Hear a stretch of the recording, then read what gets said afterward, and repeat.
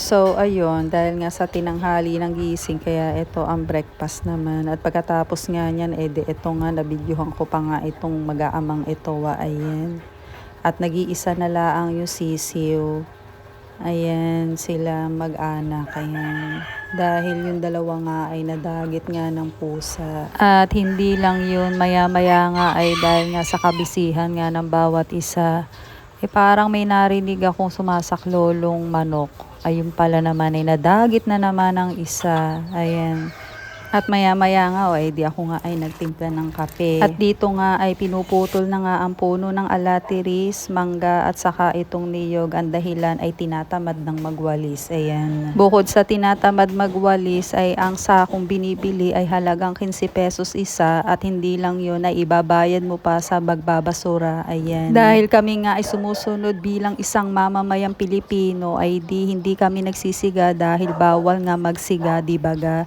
At ito nga kinakain ko ay huli na itong alatiris na bunga. Ayan. At dito nga ay ako ay nagtatasking at habang ako nga ay nagtatasking ay ito namang si Mushi ay lagi na laang nakakalong. Ayan. At ang bili ni Tita Belen ay hati-hatiin. So, ito na po na Tita Belen. Thank you so much. Ayan. Ay di fast forward na tayo. Eto nga at ako nga ay nagbuko juice. Ayan. At pagkatapos nga niyan, ay di may dumating na parcel. Ito nga pala ay yung doormat. Ayan, higaan lang ito ni Asep at aking gagawin ding upuan. Ayan.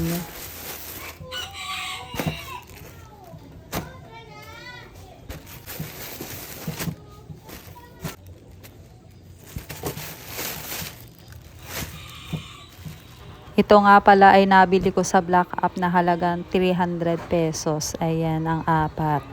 Pumapatak na 75 isa. At maya-maya nga ito na nga mga naputol na yung mga puno. At pagkatapos nga niyan ito nga ay isisilid na sa sako. Ayan. Tatadtarin muna ang bawat isa para magkasya sa sako. At ito na nga ako nga nagtanghalian na dini. Ay di fast forward na tayo. At dito nga ako nga ay nagsaing. Pagkatapos ko nga mananghalian ay maya-maya ay ito nga yung aking ginawa. Dahil gusto ko subukan yung kahapon na dumating na brown rice kung okay siyang isaing. Ayan. At nang ito nga ay maluto ay talagang mas okay siya kaysa doon sa isa kong binibiling brown rice. Ayan.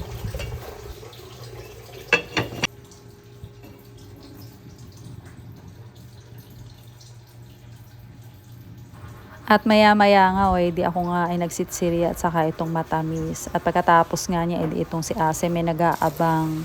Dahil nalinis na ang paligid, ayan, nawala na yung mga puno, ayan. At maya-maya nga, di ako nga nagkaroon nga ng bisita. Si mother at si sister at saka ito si pamangkin Angela. Nandito ayan. si Moshi. Nandito sa loob. Moshi, nasa loob si Moshi. At sila nga do'y bibili nga ng gamot at maya-maya nga dito nga kung nagtimpla ng kapit kami do'y magkakapi, ayan. At ito nga yung merienda.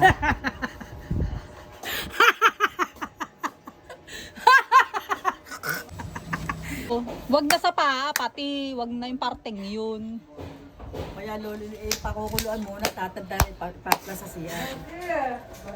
Paano mo naman nalaman na mapekos? Sa muso ito, mapeka. Asa! Asa! Opo.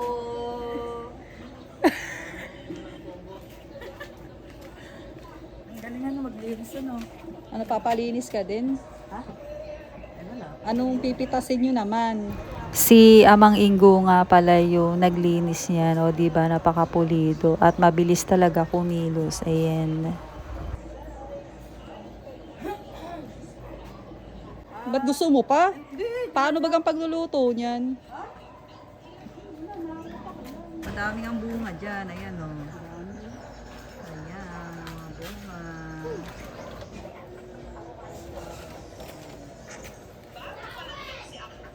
Bakit ko tsaka yung maba? Ito dyan lang yung ano mo. 63 na. Ay, di ingat na lang kayo. Ay, ano, nakakalimutan ba ako? Meron. Ano? Kung bumili ka ng mawali. Babay. Adios. Bye. Basta ako may babay. Kaya muna. Oh, ay pwede na naman to. Ayun na, meron pa. Pwede na nga, ito ah. Wala akong makakalimutan. Oh, yung gamot ko na sa akin ha. Oo. Mami, uwi-uwi ako lang dalawa.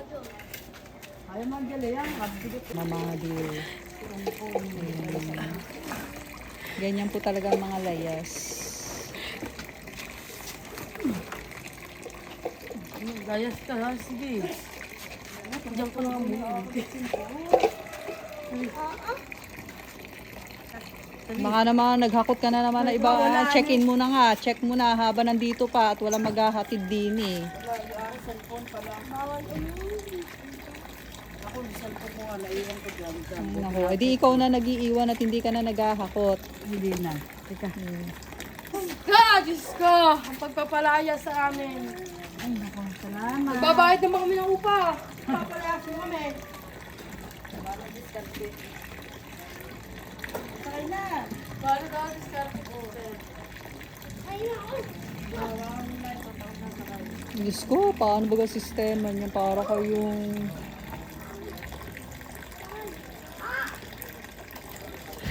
Hindi, umapa ka sa akin pa. At gusto ko, inaarang ako para ako malalagdag niya. Ay, nako.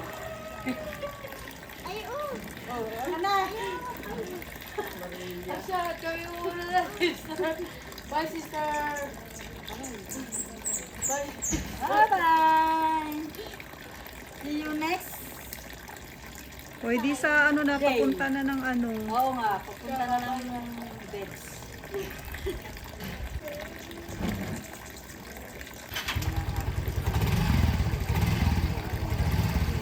Wala, ingat, adios.